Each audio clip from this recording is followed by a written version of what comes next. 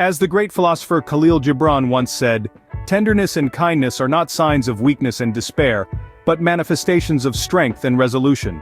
Today we explore the depth of these words, unraveling the true essence of blessing others. It's beyond simply wishing someone well. It's about embodying kindness, respect and empathy, and refraining from causing harm. It's about treating others how we wish to be treated. So what does it truly mean to bless someone? Let's delve deeper into this. Wishing well is a common act, a quick good luck or best wishes, but what does it truly mean? Often it's an automatic response, a surface-level expression of goodwill, akin to a reflex more than a conscious act of kindness. It's something we say without giving it much thought, a part of our daily conversational repertoire. But let's pause for a moment and delve deeper into the essence of wishing well. It's easy to say the words, but are they backed by actions? Do we genuinely mean what we say? Do we truly wish prosperity, happiness and success for others? Or are these well wishes merely empty words, void of any real sentiment or concern? At times, we might find ourselves wishing someone well, while harboring resentment, jealousy, or other negative emotions towards them. This incongruity between our words and feelings creates a dissonance that hinders the authenticity of our well wishes. It's like trying to paint a masterpiece with a brush that's dripping with black ink. Real well-wishing is a conscious act of kindness, a genuine desire for someone else's happiness. It's not just about saying the words, but also embodying them in our actions. It's about extending our goodwill to others, not just in thought but in deed. True well-wishing is about fostering a sense of empathy and compassion, understanding that everyone is fighting their own battles, and genuinely desiring their victory. It's about celebrating their achievements, empathizing with their struggles and supporting them in their journey. However, wishing well doesn't mean we have to fix others' problems or sacrifice our own happiness. It's about radiating positivity and goodwill, creating an environment of mutual respect, empathy, and kindness. But let's not forget, true well-wishing is not a one-way street, it's a reciprocal process. When we genuinely wish well for others, we also open ourselves to receiving the same positivity and goodwill. While there's nothing wrong with wishing well, there's a deeper level of caring that we can aspire to. It's about moving beyond mere words and embracing a lifestyle of genuine kindness and empathy, where our actions are in harmony with our well wishes. It's about making our well wishes more than just a casual act, but a conscious and sincere expression of goodwill. Blessing someone goes beyond mere words. It's an action, it's a feeling, it's a genuine desire for someone else's happiness. Picture this. You're at a birthday party and you wish the birthday person all the best. It's a common sentiment, right? We've all done it. But how often do we truly mean it? How often do our actions reflect our words? The power of genuine blessings lies in the harmony of our thoughts, words, and actions. Let's delve deeper into this. When we bless someone, our words should not be empty. Our actions should echo our sentiments. If we wish for someone's happiness, our actions should not cause them distress. If we wish for someone's success, we should not stand in their way. A genuine blessing is not just about uttering nice words, but about being a catalyst for that happiness and success we wish for them. And genuine blessings are not just about big, life-altering actions. They're reflected in our everyday interactions, in the details of our relationships. It's about treating people with respect, about acknowledging their feelings and needs, about not betraying their trust. It's about honesty and decency. It's about treating others the way we want to be treated. When we bless someone genuinely, we create a ripple effect of positivity. Not only are we contributing to another person's well-being, but we're also cultivating a sense of harmony in our own lives. It's like looking into a mirror. Our thoughts, words, and actions are reflected back to us. That's karma, simply put. When we give good, we receive good in return. When we bless others, we pave our own path to happiness. So we see that there's a profound difference between merely wishing well and genuinely blessing someone. A true blessing is a commitment, a promise to not harm, and a sincere desire for someone else's happiness. It's about aligning our words with our actions, and in doing so, creating a world that's a little bit kinder, a little bit happier. Now let's talk about a principle that's vital to genuinely blessing others. Do no harm. This principle is not just a medical ethic, but a fundamental tenet of how we should interact with the world around us. Do no harm is more than just avoiding physical harm. It's about respecting others' feelings, needs, and boundaries. It's about treating people the way we would like to be treated. This principle calls us to be mindful of our words and actions, to strive for honesty, and to avoid breaking trust. Imagine a world where everyone followed the do no harm principle. A world where respect, kindness, and empathy were the norm, not the exception.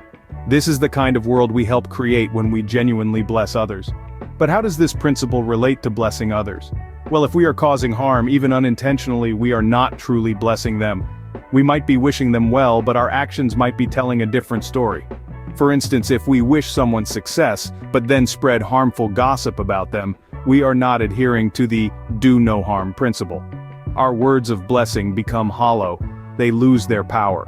Genuine blessings are not just about good intentions, they require action, and that action starts with do no harm. When we bless others, we should be contributing positively to their lives, not detracting from them. The do no harm principle is our guide in this journey.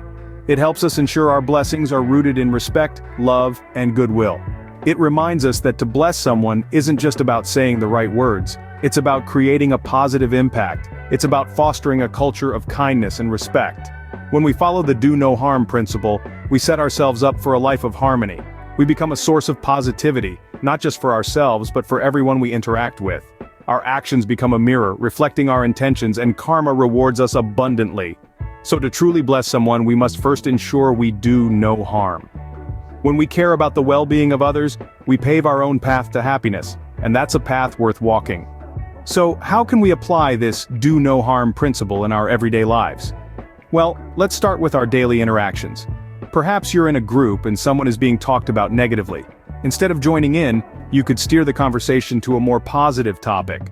Or, if you're in a situation where someone's feelings could potentially be hurt by your actions, you might take a moment to consider how you can act differently. This is not about being perfect, but about making conscious efforts to reduce harm in our interactions. It's also about honesty, which can sometimes be challenging. If a friend asks for feedback on their new haircut and you're not a fan, it's easy to fall into the trap of white lies. Yet honesty doesn't mean brutality.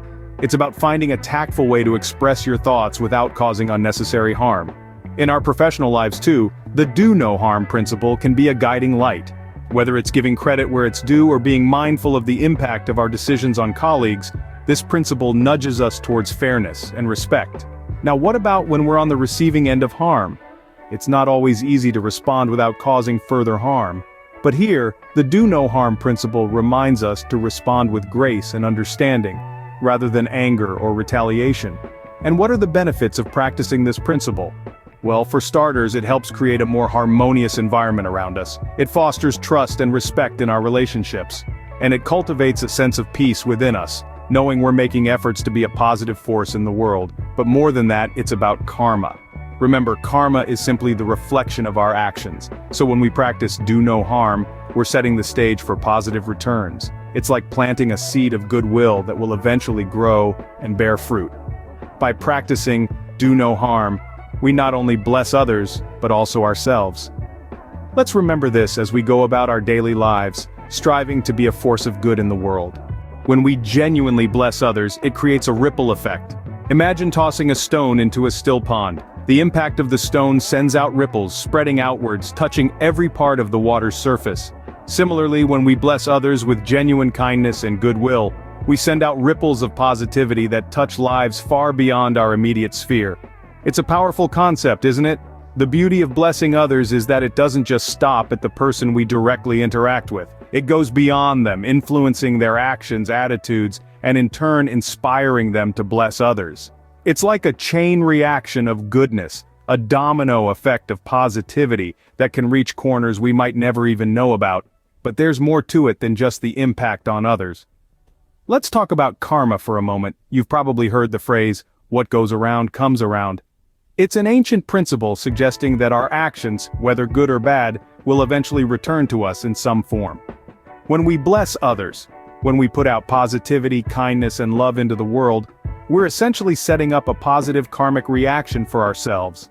Karma, in this context, becomes less of a mystical force and more of a reflection of our own actions. So, when we are honest, when we respect others, when we do our best not to harm anyone, we're not only influencing the world around us, but we're also influencing our own future. We're setting ourselves up for joy, success, and the fulfillment of our desires. It's like a boomerang effect. The good we throw out into the world comes back to us, often in ways we least expect. In conclusion, the act of blessing others isn't just about them, it's about us too. It's about creating a world that's a little kinder, a little more compassionate, and a world where everyone can thrive. When we bless others, we're not only improving their lives, but also paving our path to happiness. So, as we've seen, there's a significant difference between simply wishing well and truly blessing others. It's not enough to just harbor good intentions or to mouth platitudes of good wishes. Genuine blessing is a more active, more conscious, and more responsible process. Let's recap what we've learned today. We've unpacked the power of genuine blessings and how they go far beyond the superficial level of just wishing well. We've delved into the do no harm principle, a guideline that urges us to treat others the way we want to be treated. It's about respecting the feelings, needs, and boundaries of others. It's about honesty, decency, and integrity in our words and actions. We've also explored how we can apply the do no harm principle in our daily lives, turning it from a lofty ideal into a practical way of life. And we've seen the ripple effect of blessing others, how it creates a positive feedback loop that benefits not just the person we're blessing but ourselves and the world around us. Remember, karma is just a mirror of our thoughts, words, and actions. When we refuse to cause harm and sincerely care for the well-being of others, we pave our own path to happiness. The true blessing of others starts with refusing to cause them any harm. When we care about the well-being of others, we pave our own path to happiness.